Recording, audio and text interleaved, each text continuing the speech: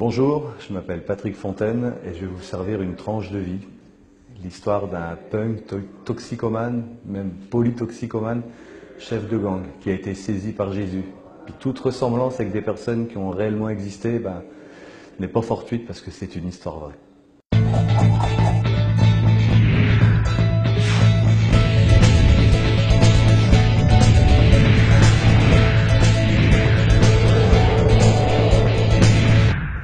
Donc, je suis né d'une famille de païens pratiquants et mon enfance a été bercée par la violence. Et à l'âge de 15 ans et demi, c'était en février 79, ceux qui sont bons en mathématiques, vous allez connaître mon âge, je me suis retrouvé en Angleterre pour un voyage linguistique. Et en février 79, début février 79, il y avait l'idole des punks qui venait de décéder d'une overdose, c'était Sid Vicious, le bassiste des Sex Pistols. Et je me suis retrouvé à Londres, pleine période de cet événement. Mon correspondant était punk, et puis là j'ai été initié.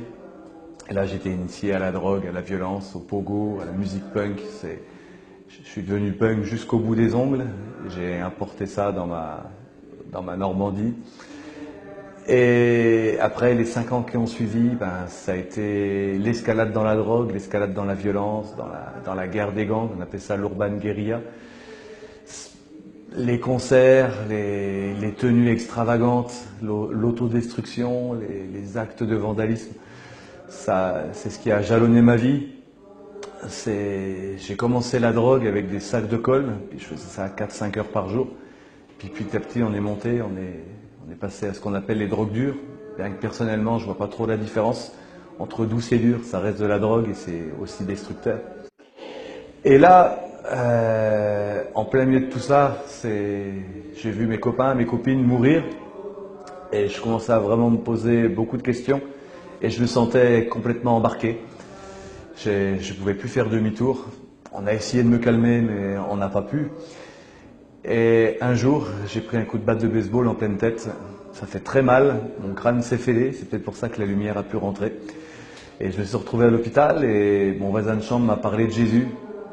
Et je me rappellerai toujours, il a tout fait pour essayer de me persuader, pour me convaincre. Je voulais rien entendre. Et puis un jour, il me dit, tu sais, j'ai 40 ans, ça fait 12 ans que je connais Jésus et je suis plus en forme que quand j'avais 20 ans. Puis moi, je lui ai dit, écoute, ça tombe bien, j'ai 20 ans. Alors, on va monter les 7 étages qui restent de l'hôpital, là, à Caen, et on va les monter en courant, puis arrivé en haut, on va faire une série de pompes. Et il me dit, d'accord. Et il l'a fait.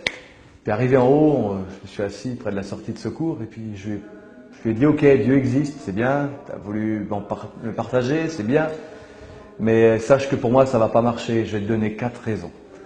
La toute première, c'est que tu dis que Dieu est amour, et je ne peux pas croire que Dieu est amour, parce que si Dieu est amour, pourquoi je suis comme ça? Pourquoi j'ai connu tant de malheurs? Pourquoi j'ai pris le coup de batte de baseball? Non, je ne peux pas croire que Dieu est amour. Puis après, tu me dis Dieu est puissant. Moi, je ne peux pas croire que Dieu est puissant, parce que s'il est puissant, qu'il est amour, pourquoi il n'a pas épargné mes victimes?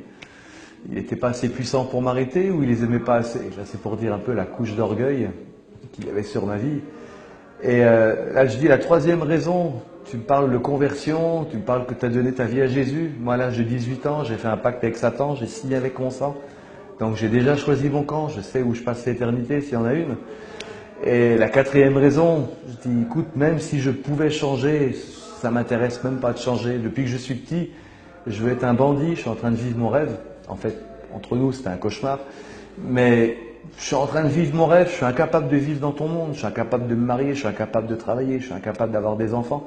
Je suis comme un handicapé social, je me sens mal dans ton monde, donc vraiment, je ne peux pas changer. Et là, il m'a dit, écoute, on peut échanger nos adresses. Je dis, ouais, si tu veux m'écrire à la bonne année, mais ça ira pas plus loin. Puis on a échangé nos adresses, puis moi, quand je suis sorti, j'ai essayé de m'en sortir par moi-même. J'ai fait cure des intoxications, j'ai essayé d'arrêter de voler, j'ai essayé d'arrêter de me battre, mais je me suis rendu compte, moi qui proclamais être libre, j'arrivais pas à m'arrêter. Mon meilleur copain s'est fait une overdose volontaire, puis là j'allais le suivre, et puis au moment où j'allais passer à l'acte, je me suis rappelé qu'à l'hôpital on m'avait dit que ma vie pouvait redémarrer comme si j'avais jamais connu le ghetto, comme si j'avais jamais connu les gangs, comme si j'avais jamais connu la drogue. Alors je lui ai dit, écoute, je me suis dit, je vais y téléphoner, puis on va bien voir ce qu'il va me dire. Et là, je lui ai téléphoné, je lui ai dit, allô Daniel, ici c'est Patrick, je ne sais pas si tu te rappelles de moi, on s'est vu à l'hôpital. Plusieurs mois s'étaient passés. Et là, il me dit, et comment on se rappelle de toi, on prie pour toi tous les jours. Je dis, waouh, ils sont fous ces chrétiens. Et là, je dis, écoute, tu m'as parlé de Jésus, ça ne m'intéressait pas, et là, j'ai envie d'en savoir plus. Il me dit, bouge pas, va sur la place, je viens te chercher, ce soir, je t'emmène à une réunion. Puis il a raccroché, il ne m'a pas laissé le temps de dire non. Moi, je ne voulais pas y aller à sa réunion, mais bon, je n'allais pas le laisser venir pour rien. Et il m'a emmené à sa réunion. Là, j'ai eu un choc culturel. Imaginez un punk qui débarque dans une assemblée chrétienne. C'était terrible pour moi, l'échange. J'avais honte pour eux, la prédication, j'ai rien compris. J'ai compris que le amen final, ça voulait dire ciao, vous pouvez y aller. Et puis là, je suis vite parti et je dis, je ne mettrai plus jamais les pieds ici. Et au début, je suis venu uniquement pour les filles, j'y suis retourné. Et un jour, j'ai entendu un témoignage, un docker qui venait du Havre. Puis il disait, voilà, avant j'étais violent. Et là, j'ai dit, ah, enfin un homme. Il dit, j'étais violent, je frappais ma femme avec des chaînes, je me suis retrouvé en prison. Et là, je dis, waouh, respect. Là, j'écoutais, c'était pas comme les prédications d'habitude, quoi. Il dit, je me suis retrouvé en prison, puis là, j'ai rencontré Jésus, et maintenant, je ne bois plus, j'aime ma femme et j'aime Jésus. Et là, ça m'a scotché, j'ai dit, waouh, on voit que Dieu a fait quelque chose dans sa vie. Et là, j'ai donné un coup de coude à mon voisin, j'écoute, Dieu, il a fait quelque chose dans sa vie. Moi, ça fait plusieurs semaines que je viens. Il fait rien, je t'avais dit que j'étais trop pourri. Et là, il m'a dit, écoute, c'est pas le fait de venir à l'église qui va changer ta vie, c'est pas le fait de chanter les cantiques ou de lire ta Bible. Alors je dis, ben, c'est quoi qui change une vie? Il me dit, c'est de rencontrer Jésus. Je dis, mais comment on fait pour le rencontrer, Jésus? Il me dit, écoute, tu veux qu'on prie maintenant? Puis là, j'ai découvert que ce jour-là, j'étais timide. J'ai dit, non, passe-moi tes papiers, je vais les lire. Et puis là, je suis rentré, j'ai étalé tous les papiers qui parlaient de Jésus. Puis j'ai prié pour la première fois de ma vie, je me suis mis à genoux, puis j'ai crié à Dieu, j'ai crié tellement fort parce que je pensais qu'il était tellement loin. Puis j'ai dit, Dieu, je ne sais même pas si tu existes, mais eux ils disent que tu existes, moi j'en sais rien. Il paraît que tu as envoyé Jésus sur terre, puis pendant qu'il était sur terre, il guérissait les malades, j'ai besoin d'être guéri. Il changeait les vies, j'ai besoin que ma vie change. Il chassait les démons, j'en ai un bon paquet à faire partir. Il paraît que si je meurs tout de suite, je vais en enfer, et puis je sais que je vais en première classe. Bah, si c'est vrai que tu as envoyé Jésus pour me sauver, si tu me sors de là, si tu permets que je ne retourne pas en cellule, et ben, aussi vrai que Jésus l'a donné sa vie pour moi, je te donnerai ma vie. Puis là, la paix de Dieu, elle est descendue sur moi. Je me suis endormi, j'ai dormi comme un bébé. Puis le lendemain, j'ai découvert que j'étais complètement délivré de la drogue. À cette époque-là, il me fallait 2,5 g de cocaïne par jour. J'avais 3 doses d'enfête par jour. Et puis, les jours de fête, on prenait des acides par-dessus. Je faisais du 4-5 heures de sniffing glue. Et j'ai été complètement délivré. J'ai jamais fait de crise de manque. Et puis petit à petit, il a converti ma façon de penser, ma façon de m'habiller. Mais j'ai pas perdu ma personnalité, je continue à péter la vie, quoi. Enfin, je la pète pour de vrai maintenant. Et puis maintenant, je sers le Seigneur, je suis marié, j'ai 3 enfants. Et puis, ce que j'ai vu Dieu faire dans ma vie, je le vois faire dans la vie des autres. Et moi, je voulais juste vous présenter une tranche de vie. Jésus est réellement vivant, c'est pas une légende. Moi, je suis pas religieux pour dessous. J'aurais jamais cru des légendes. Quand on vient de la rue, on a besoin de toucher. Et j'ai touché. Et il m'a touché, il m'a saisi. Et maintenant, ça va faire 25 ans cette année que Jésus m'a touché. Et c'est une vie merveilleuse, pleine d'aventures. Et ce qu'il a fait pour moi, il peut le faire pour toi. Donc, si tu étais interpellé par cette tranche de vie, et puis tu te dis, mais maintenant que j'ai entendu ça, qu'est-ce que je fais? Ben, je t'invite juste, là, tu es devant ton écran, je t'invite juste à fermer les yeux. Et puis, je vais prier, toi, je te demande juste, tu écoutes bien ce que je vais dire.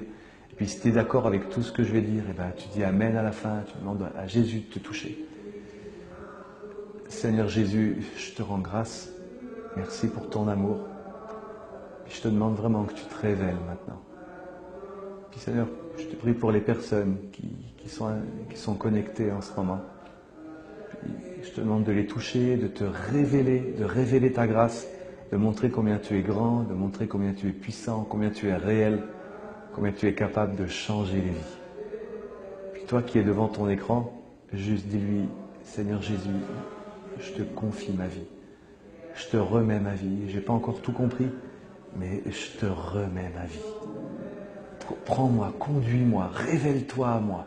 Je me confie dans l'œuvre que tu as accomplie pour moi à la croix. Je reconnais que je suis pécheur devant toi et je reçois ta grâce, je reçois ton pardon et je reçois ta vie. Au nom de Jésus. Amen. Bienvenue dans la famille.